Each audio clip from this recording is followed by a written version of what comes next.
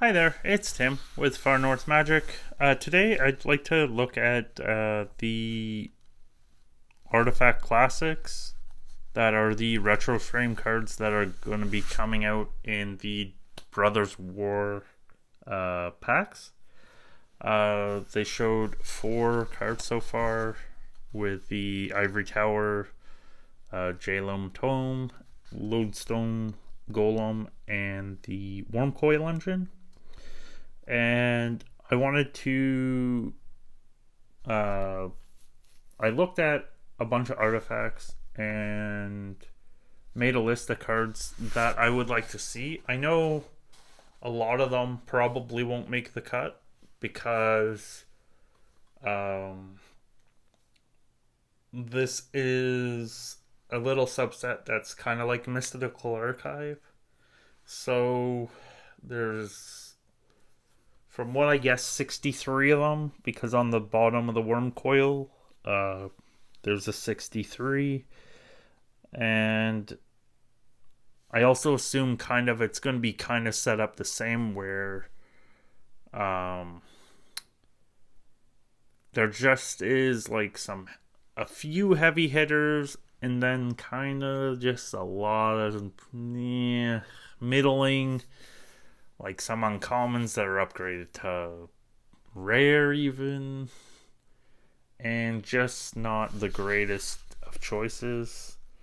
So it is nice that there's this schematic, kind of like the blueprints in the secret layers.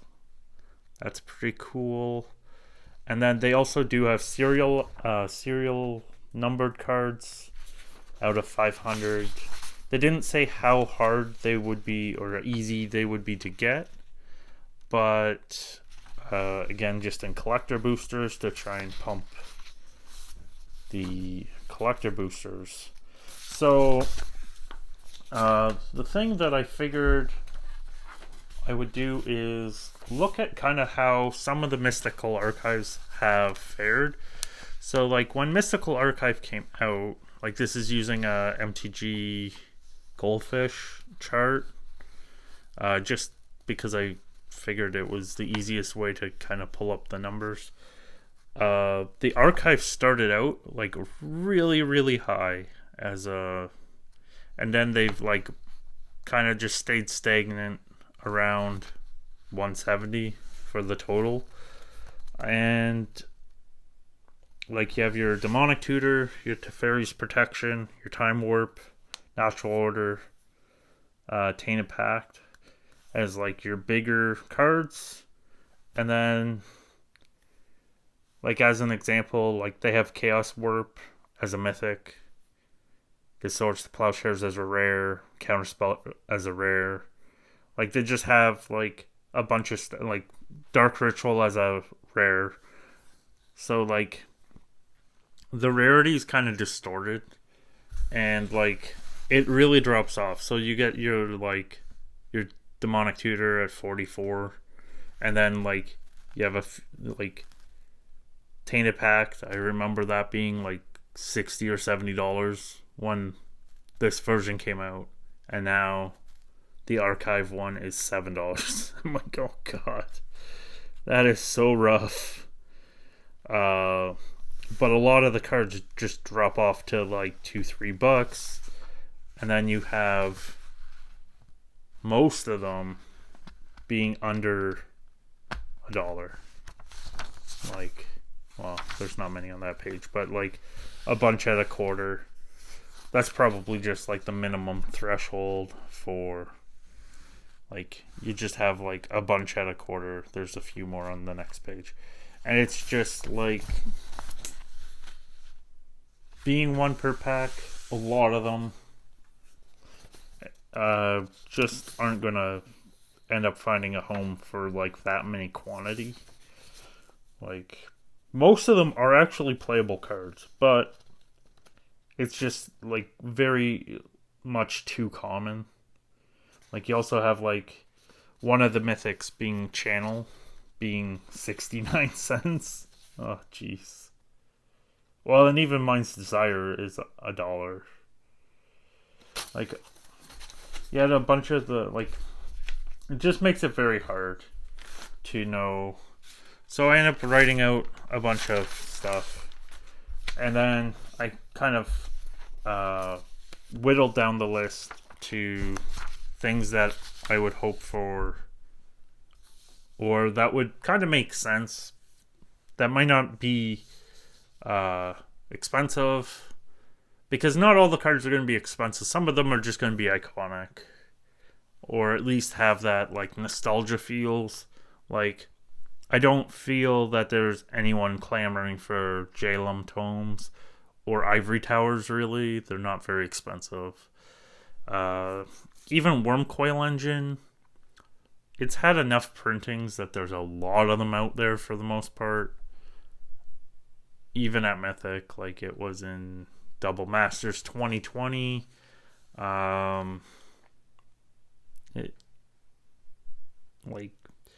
I don't know. It's just not one of the Mythics that like has like this huge like, oh yeah, we're gonna be a $50 card. Like, it's just not there. Lodestone Golem, kind of. I don't remember it being expensive. Maybe it will be kind of okay. So some of the cards that I was looking at, I don't remember how many I wrote down on this whittled down list. This whittled down list is about less than half of what I was originally writing out. So cards I'd like to see: Academy Manufacturer and Ornithopter. I almost 100% would assume there's going to be Ornithopter. And it will probably be worth near nothing, but it'd still be one that would be like not completely useless. I'd like to also see like Astronaut's Altar and Painter Servant. The Servant just hasn't had, like, it had what, an invention, and the original print, it was banned from Commander for a while, so like, but now it's like unbanned and super expensive again. Astronaut's Altar's pretty expensive for an uncommon. And then we got like, I don't feel that every card on this list will make it, but I feel like even just some cards in the same, like, I don't feel they're going to do 20 out of the 63 being like mana rocks, though they could kind of like I don't feel they're going to like tie up slots with like signets and talismans and what was the other thing that I was thinking? Like, I really hope they don't, like, well, the signets and talismans, those are at least like playables, but like, I really hope they don't tie up the slots with like just like, I hope they don't put clue stones or something, or key runes or whatever, just junk that they'll like. So then the next two were Basalt Monolith and Paradise Mantle. The Monolith just doesn't have very many, like, I guess it does have a foil and like Double Masters. Paradise Mantle hasn't got reprinted very often. Blightsteel Colossus, that would be one of the big chases. Like, I don't feel there's going to be more than like if they're doing it kind of like the Mystical Archive, I don't feel there's going to be even more than 4 or 5 chases. Just because I don't see them doing, like, wanting to give up that many, like, as we looked at the archive, there's like 5 cards that are okay, but like, it's just not like, you had one that held in, and like the Teferi's Protection got reprinted extra times afterwards, so like, I don't blame it for dropping as much. Like, it's dropped from the further reprints, but like, I just don't see them putting like more than 5 or 6 cards to hype us all up, get us to buy the boxes, and then we forget like 6 months to a year later. So Blightsteel Colossus, Phyrexian Walker. The Walker hasn't got reprinted. The Walker kind of ties in with Phyrexia stuff potentially. It's not like going to be an expensive card. Again, it's going to be kind of like Ornithopter, not worth a whole lot, but kind of maybe useful somewhere. Cloud Key and Retrofitter's Foundry.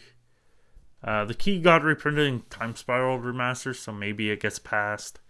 Retrofitter Foundry only in Commander 2018, but it has calmed down quite a bit. Like, for a while there, it was like very, very expensive, and it was like a really big reason why like you could get that Exquisite Invention deck and like rip it apart and like actually do well with it.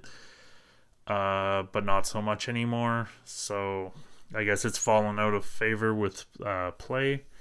But it's still something that could use a foil. It's only had the one printing in Commander. So Cloudstone Curio and Scarecrow. The Curio just, again, one printing in an invention. It could use some more copies out there.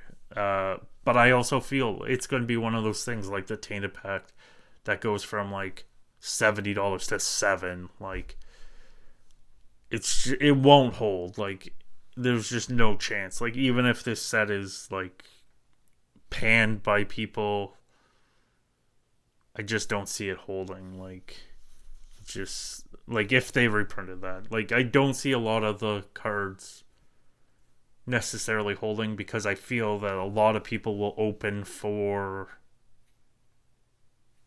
the chase of the numbered cards. And no, like, numbered out of 500 isn't even that low in a way. Like, they do numbered out of 100 and sports cards, and those aren't worth almost anything. Like, I remember when they first were starting the numbered out of 100 in sports cards, and they were worth a lot. Like, if you got even a shitty player, it was worth like hundreds of dollars. And then now $2, $1, a $2 card you're never going to get rid of. Like, there's just way too many of them. And I understand, like, sports in the like Magic, you can play the game. It's got a bit of a higher floor, but a much lower ceiling. And that's part of the reason why I shifted from sports to Magic years and years ago. But it's just like 500 seems so low, because like a lot of the other things like are 10,000. But like 500's still a lot in a way. Coat of Arms and Serrated Arrows.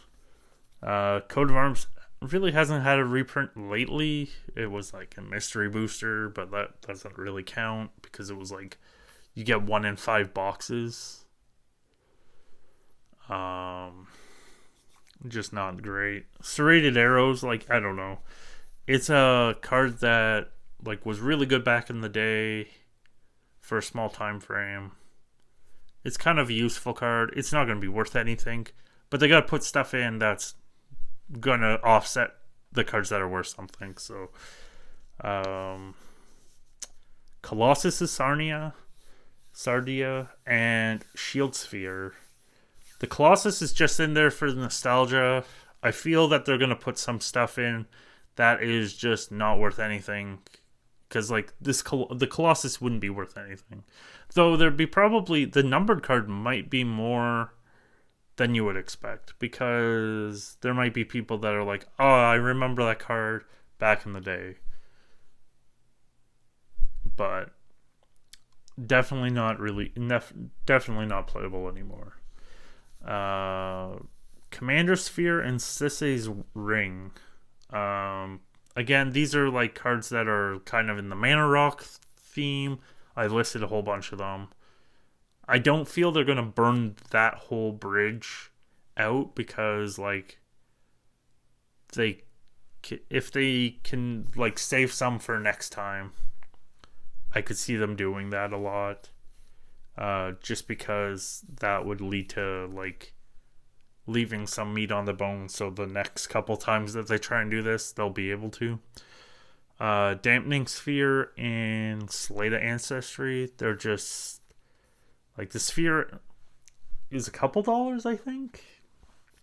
It's kind of just stayed at $1 or $2 from when I've looked, and like, it's just another one of those kind of like lower end cards, but it's at least a usable card. Slate of Ancestry hasn't really got reprinted lately, and it's kind of drifted up. I was kind of always surprised at what its price has been, but I guess that's just the power tribal. Darksteel Ignite and Spellskite. I don't know if they bother with Spellskite because like they did like, I think a judge was there a judge or another promo recently, but maybe. The Diamond Cycle, they've kind of reprinted them into the ground from the Commander Legends printings, but this would give it a retro frame, even though they had retro frame from Mirage. That was one of the other things I was looking at, was like looking for things that either had low amounts of foils or no retro frame or something. So the diamonds don't really fit that, but kind of just, I don't know. Figure they could put that cycle in, maybe fill up 5 slots, make people pissed off if they open them. Sphere of Resistance, just another one of these like low amount of print out there. Dragon Engine and Spina Isha. Dragon Engine's just a like nostalgia, and the Spine is kind of just a commander card sometimes. I found that I just would never play it, but it's still not bad. And again, it's going to be one of those cards where you can just like put some playables in that aren't going to be worth a whole lot, but at least you can say like, oh yeah, I got at least this playable instead of this very useless card. Elixir of Immortality and Springleaf Drum. Again, kind of just in the utility, like commons, uncommons that kind of see some play. They see some. Just looking for some stuff that might be like, it's not going to be good enough that it's going to be expensive, but at least it's not going to be complete disappointment if you get it. In this case, the next two were like Steel Hellkite, that falls into the like kind of just a card. But then like Ensnaring Bridge, like I was looking at it thinking Ensnaring Bridge or Chalice of the Void. We kind of got Chalice of the Void in. We got Chalice of the Void in Time Spiral Remastered. I almost think that they'd save that for another master set or something, or some like way to like push, like maybe they put that in the Lord of the Rings and then like that helps push that up. I don't know exactly what they're putting in that set, but I figured they'll have to put something that would be a chase. We got Everflowing Chalice and Swiftfoot Boots next. Again, they're just playable cards, and like that was like, they're not going to like knock your boots off, I guess, or get you super excited, but at least like it'd be kind of neat to have. I guess the Chalice already had a retro. I guess that was one of the other things. I was trying to think of cards that didn't have a retro already. Just because like then you can at least like have some variations that actually like, I don't want to say are needed, but at least kind of can match things up. Expedition map, and I put the swords as a sort of whatever X and Y. I don't feel they're gonna put swords in, because like that would be kind of weird. Like I don't see them devoting like, what is there, 6 swords, 7 swords. I don't see them putting all the swords in. I could see them like even just putting swords in secret layers at this point, like they did that with Sword and Truth and Justice. So like, and that's one of the secret layers I actually bought. I might see next year, but extra planar lens and Sword of the Animist. I've always like underwritten, like always felt a bit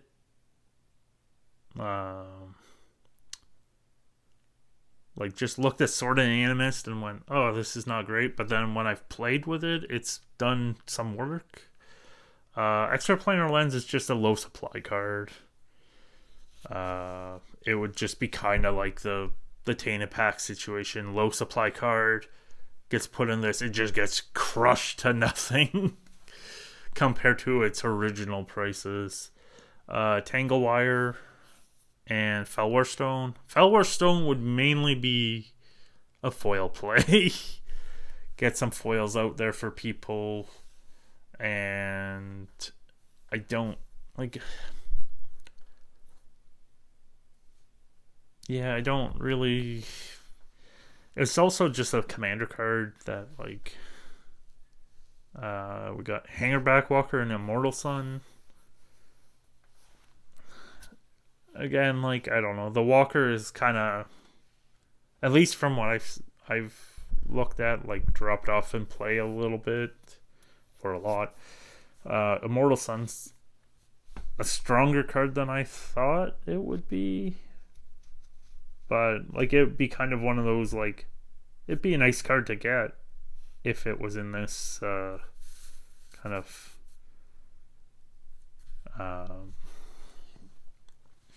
type of slot. Hearthstone and Ozolith. Ozolith always surprises me at how much it is. Like I really feel dumb not buying a bunch of them when they were cheaper. Hearthstone kind of isn't really worth a whole lot. It's like, I think $5-6 the last time I looked. But it's still a card that doesn't really have, it has like its original print and then a premium deck with the slivers. So it's not a huge like it would be one of the cards that would be a $5-6 card. It'd probably go to $1, maybe even less. But it'd be like good for the people that want to get that card to be able to get cheap copies. Helm of the Host and the Rack. The Rack being mainly just for nostalgia.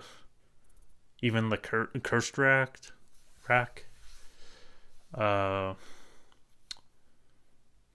Maybe put Stuffy Doll. I don't know. Helm of the Host. That one also surprises me because I just didn't think it would hold up as well as it has. And I also kind of thought it would get reprinted already, even though like it was only in Dominaria. Just the way they've been like pushing some reprints faster and faster on like the time shifted sheets, or like it would fit into like my thinking of these bonus archives or artifact classics or time shifted sheets or whatever, like Howling Mine and Thornbite Staff. Thornbite Staff's just a low supply, and Howling Mine would be kind of the nostalgic thing, but it's also gone up like more than I thought, because like to me Howling Mine's like $2, $3. Like again, like that's I guess because like a lot of the cards like Howling Mines I've ended up with over time that I just keep having are like, they're not in the greatest shape. Like they got played, they got beat up, games were played, like So like to me, it's just a cheap card, and like the last couple times I looked, it was a bit more. Like it's not ever going to be the a super expensive card because there's just so many prints out there of it still. But we got Icy Manipulator and Thran Dynamo. The Icy is just nostalgic. And the Thran Dynamo, like I don't feel they're gonna do like Dynamo, Monolith, all the different things. I imagine they'll do some combination of a couple of them. Uh, so like I don't know. They they probably won't do all of them because that would be way too many all in one shot. Then they'd have to come up with something different, lower print. But like, I'm almost surprised they're doing serial numbered. Like I know that people are pushing for it or thinking it's a great idea, but they're like resistant to telling us print runs. Uh, Made me think that they wouldn't do it because like if they like 63 cards, 500 per card, that's 31,500. Just say you have them be like, I don't know, one every 3 boxes. So then you can only just say one every 3 boxes is a numbered card. Well, that means you're capped out at like 93,000, 94,000 boxes, 94,500 boxes. Like I feel that they don't like to let people know anything. Like they'd rather it be very like opaque and just not let people know the exact number, and like people will be able to find out what the number. Well, I guess they'll say like, oh well, it's less than 3% or less than 2% or whatever like way they'll do it. They'll like not give you the exact number, but like when people start opening them more, like they'll figure it out. I think like Juggernaut and Thousand Year Elixir. I think the Juggernaut would be just nostalgia again, and I don't know. Thousand Year Elixir is a pretty useful card for Commander, I find. Jester's Cap and Triskelion, both just nostalgia cards. Be kind of cool. Unwinding Clock and Junk Diver. Just Commander cards that don't seem too bad. Clark Clan Ironworks. Just because it just really, I think it only has the one print run, the one print. Though it's kind of banned in modern or whatever, so like it's not like the biggest deal, but like getting a few more of those out, because like even after it was banned, it was still something, and like it could just be nothing. In a way, like I don't want to say like make all the cards worth nothing, because that would be the best idea, because like you're not going to have store survive, you're not going to have a ecosystem where you can have tournaments and stuff. But there are like weird situations where like some cards are hold a value that doesn't make any sense. Like Urza's Bauble falls into that spot for me. Like I didn't think that would be worth hardly anything, and it's worth a few dollars, which surprised me. Liquid Metal Coating and Urza's Incubator. The Incubator surprises me at how much it is. Like I remember using it back years and years ago, but I don't remember it ever being as expensive as it is. And it's had like a Commander print, low supply, Anthology print, again another low supply, but it could be one of these cards that would be one of the chase cards, and it would probably go down quite a lot. But kind of just is what it is. The coding would be just a cheaper card that sees some play that could be useful. Voltaic Key, I remember using that a lot back in the day with Time Vault and a few other things. And Lotus Pedal, like, really could use another reprint. I could see them even just putting it as a like much higher rarity though. Like some of the mythics in the archive are just so weird, like, and I could see them putting like Pedal as a mythic in the archive, and like it would still be fine. Like I'd be like pretty happy with that in a way, because it would at least still get some of them out there. Voltaic Key has had a couple, like it had a dual deck and a core set reprint, so it's not super expensive, but still something. Walking Ballista and the medallions. The medallions have kind of surprised me at what they've held on to. Like they were in C14, so that's a long time ago. And also like Emerald was in the Anthology 1 Commander, and then the Ruby was in the Anthology 2 Commander. I was really surprised when they stopped doing Anthology Commanders, like, because that was a really... I found it was a good way for them to reprint some older decks. Like, you'd reprint one deck over 4 different years. You'd, like, get some variety. They weren't really balanced or anything. You got those life wheel things. Like, it was a really good way to, like, get some of those decks back into the market without, like, crushing the other, like, the original decks. Came in this monster box, though. Like, they could have cut the packaging down and, like, done well with it, but the medallions, I was really almost surprised that they didn't do... Like, I'm Peanuts fan. I'm a fan of Snoopy, and like I'm almost surprised they didn't try and do some like collab with Peanuts 70 years and the medallion cycle, because there was the one print run of the first run of the print that had the like Charlie Brown Sapphire medallion, and a couple of the others, the Emerald and the Ruby, had like faint